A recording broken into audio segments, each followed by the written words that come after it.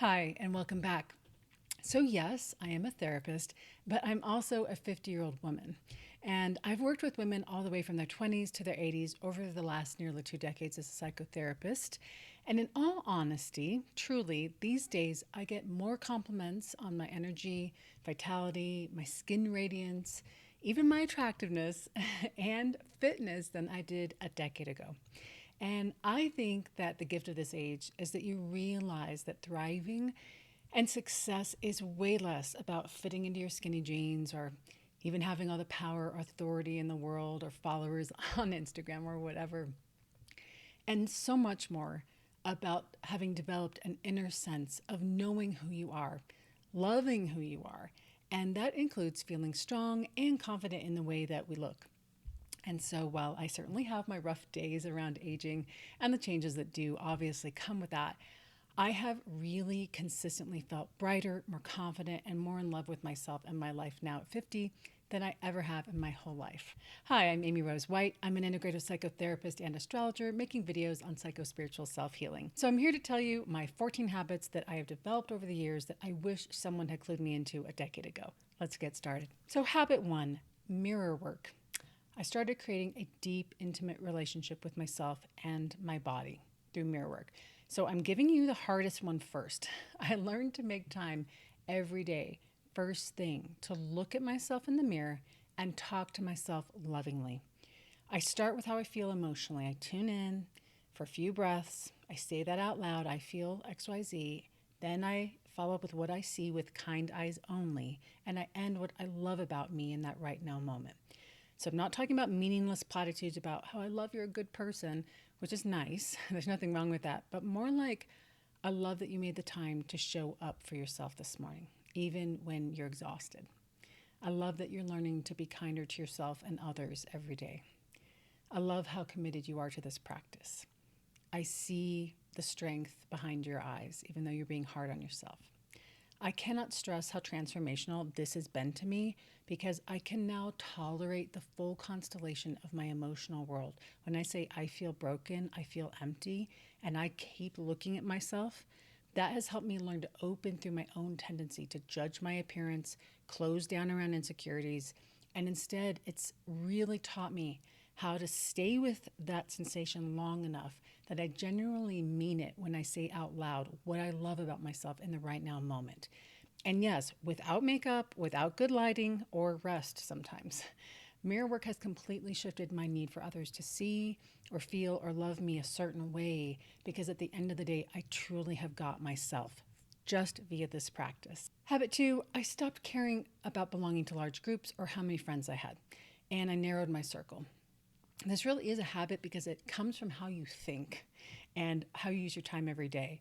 Becoming very discerning with whom we share our energy, who we let into our house, who we listen to, the energy that we surround ourselves with, there is no more powerful thing than curating the people, places, and things around us. And in this case, I'm specifically talking about friends.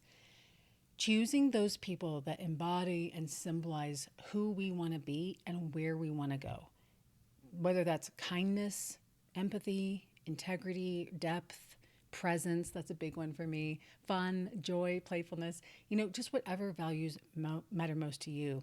And if you're 30 or 40, or honestly, even in your 60s or 70s, and you're thinking, I want my life to feel different. I want to feel radiant, joyful, confident in my skin, and I want to love my body.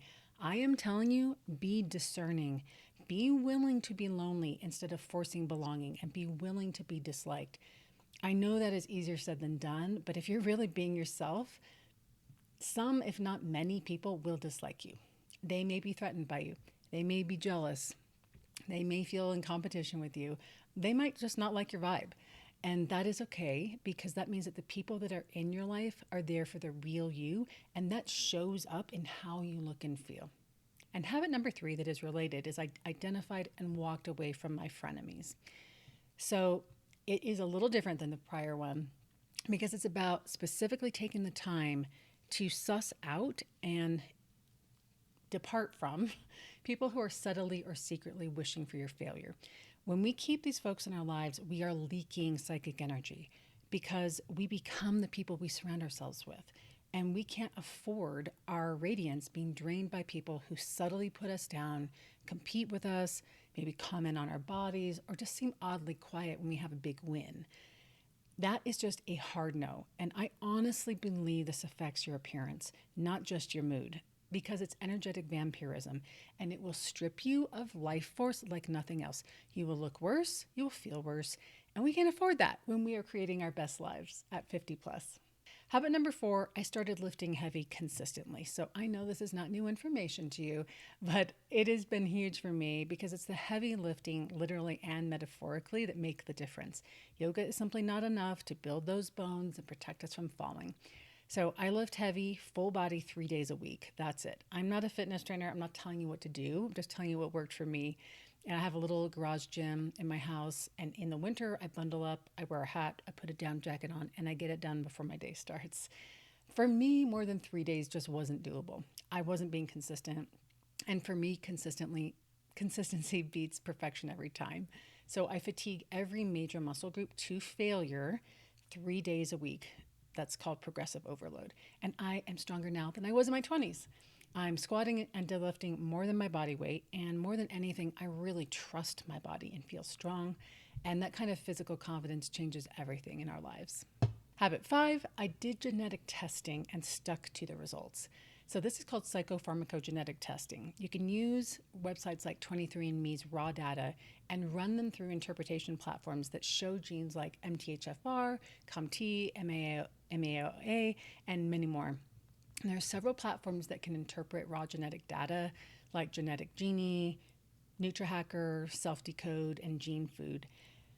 And if you take those results to a functional medicine doctor, which I know is expensive, but I'm telling you it's worth it because it allows us to understand how we absorb nutrients, how our neurotransmitters function, and why certain supplements or medications will help or actually harm us. I honestly wasted years and probably thousands of dollars throwing supplements at symptoms.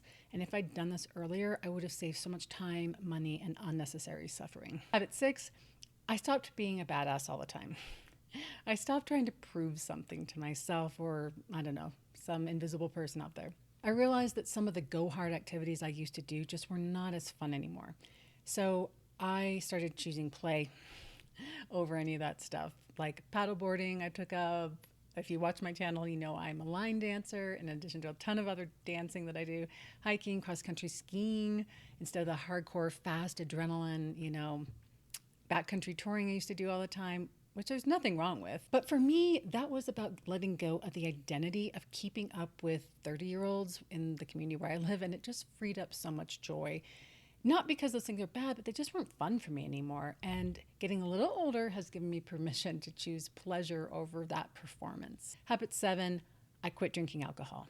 Unpopular, but life-changing. It's been almost 8 years now. Alcohol, I started to realize, had stopped serving me in any way.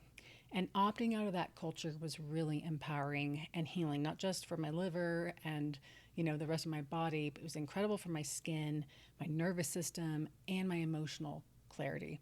I genuinely believe, because I stopped drinking early in my 40s, that it has preserved my youth to a certain degree. I honestly think it is the closest thing we have to the fountain of youth in terms of what we don't do. And I'm not here to judge anyone for drinking. I'm just telling you, for me, I don't miss it. It made a huge difference in my life. It's no wasted calories, and I feel great at the end of every weekend. Number 8, I started to balance natural and not so natural skincare. So I use beef tallow and castor oil in the morning after my aloe estrogen cream. And then at night, I use tretinoin. And honestly, I went on and off tretinoin when I was younger, and I put off getting back on it because I just didn't want the headache, honestly, of having to go back to the doctor and spending the money. And then I discovered that Amazon has a pharmacy, and for about $30, you can get your online consult plus $15 more, a 6-month supply of tretinoin. So I know that's a medication, and I am a natural girly for the most part, but it really does work for the skin, and it is an inexpensive, fast way to access that, which has worked for me. I wish I had started this at 40 when estrogen really began declining, and I did not realize that. Bonus tip on this one, I'll tell you, I started telling myself 20 years ago when I turned 30 that I age in reverse. And the nervous system does believe what we constantly tell it over time. Habit 9, I take oregano oil combined with black seed oil. I'll link that in the description below every single day. 2 capsules, more if I feel something coming on. Parasites, fungus, viruses, these affect women far more than we're told.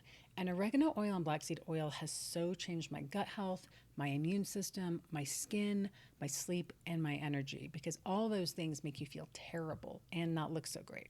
I almost never get sick. I have no reoccurring infections like I used to. And again, check with your doctor. But for me, this was a game changer. Habit number 10, I came out of the spiritual closet. This channel is actually a little part of that. I just stopped hiding my love for astrology, spirituality, and the occult, which just means hidden knowledge. I, was a big fish in a small pond in an area of mental health where I interacted with medical providers and public health people. And I loved that in part, but it really led me to suppress my authenticity. Living only in those rigid systems just limited my freedom of expression, to be honest. And so now the people who come to me want the whole me. And I'm loud and proud about it. And, those people who don't, there are plenty of other providers.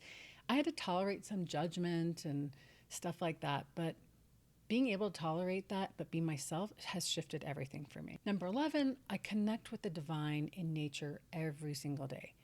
I look for signs and omens. That might be birds, deer, clouds, stars. Nature has really become my spiritual language. And this practice has completely eliminated loneliness from my life. I never feel unsupported or unguided anymore. And I keep an eye out for these things everywhere I go, and I make sure I get that time to connect in nature so I'm able to receive them. And if I'm down, I ask for something really specific, and it is amazing how the magic of that just shows up. If you ask, there's a kind of lightness. If you're talking to the universe, there's this expansive energy that we grow our capacity to hold when we take the time to develop our spiritual life. And that shows. I think it's one of the reasons that I feel and honestly look, almost better than I did at 40, at 50, because I can actually hold more light. And I hope that that will continue to be true even as my wrinkles get deeper. Number 12, I stopped centering men. And I centered my peace, my joy, my fulfillment, my serenity, my friendships, my parenting, my career, and my spirituality. Romantic love has become a bonus, not the foundation of my life as it was for most of it. And I am a big fan of partnership, don't get me wrong, especially sacred partnership. But I've also watched countless women in my personal and professional life shrink themselves and wither away and sever off parts of their soul, honestly, to prioritize relationships, sometimes that are at best unfulfilling and at worst extremely abusive. And although that's certainly not everyone, it's more people than I think we care to admit. Finding a tolerance for loneliness, boredom, and becoming our own best friend and building a beautiful life from that place sets us up to be much more discerning and adult in the romantic relationships that we do choose to engage in. And that has been a completely enlightening experience for me. Next habit, I meditate and pray every day. Honestly, this is the best learned nervous system regulation that there is for me, period. A little bit of deep breathing, conscious breathing, rest, stillness, not pushing through burnout, just making the time to sit, not glorifying that stress, but intentionally slowing it all down.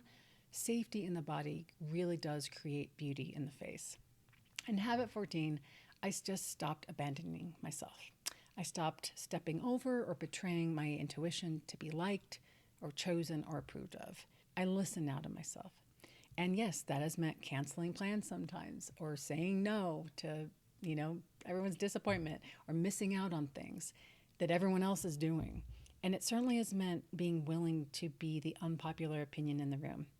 It's meant more time alone and again, more opportunities to strengthen my relationship with myself. But that has paid more dividends than any other choice I have ever made to be liked or to belong or to step over my own body signals because of the shoulds in my head. And that honestly has been the greatest glow up of all. I hope you got something out of this. Thanks for liking, sharing, and hyping the video. Check these 2 out above me, and I'll see you in the next one next time. Bye for now.